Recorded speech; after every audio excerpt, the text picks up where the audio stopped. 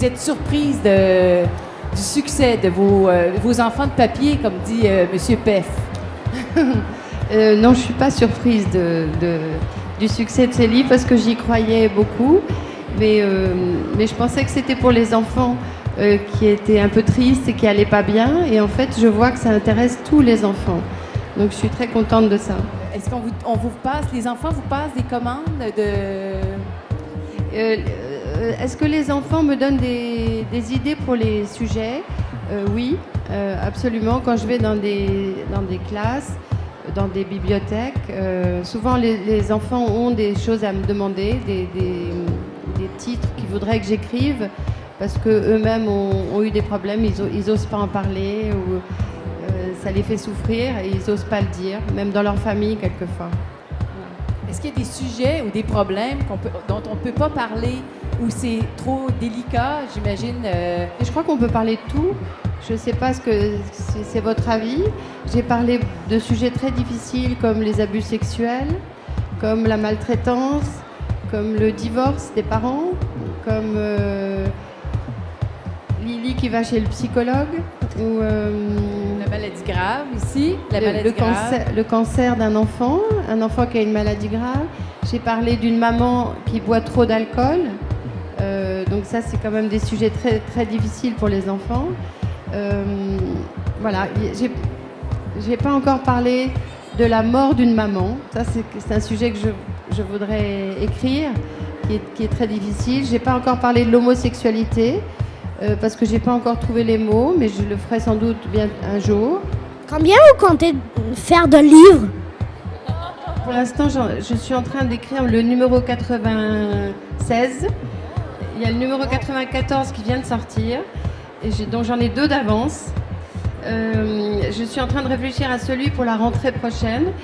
Écoute, je suis en train de réfléchir au numéro 100, parce qu'on va faire une grande fête pour le numéro 100.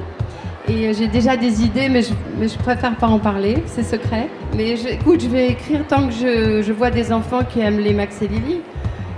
Et tant que je suis vivante, surtout. Alors le dernier, pour dire, le dernier, c'est Lily veut un téléphone portable. Le tout dernier sorti. Ça vous a pris combien de temps avant d'imaginer l'histoire de Max et Lily?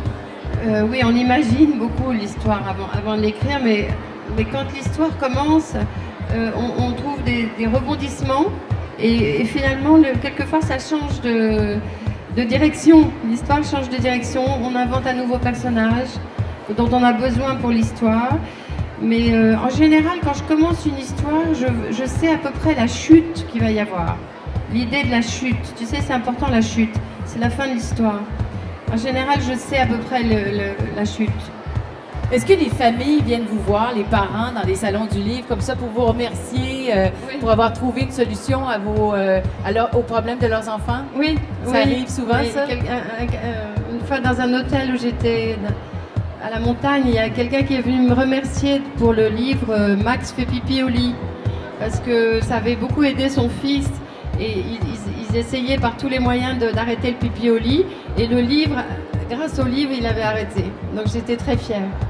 Donc, bonne chance, bon salon du livre. Bienvenue à Montréal. Alors, est-ce qu'on peut applaudir Dominique de Saint-Mars? Oui.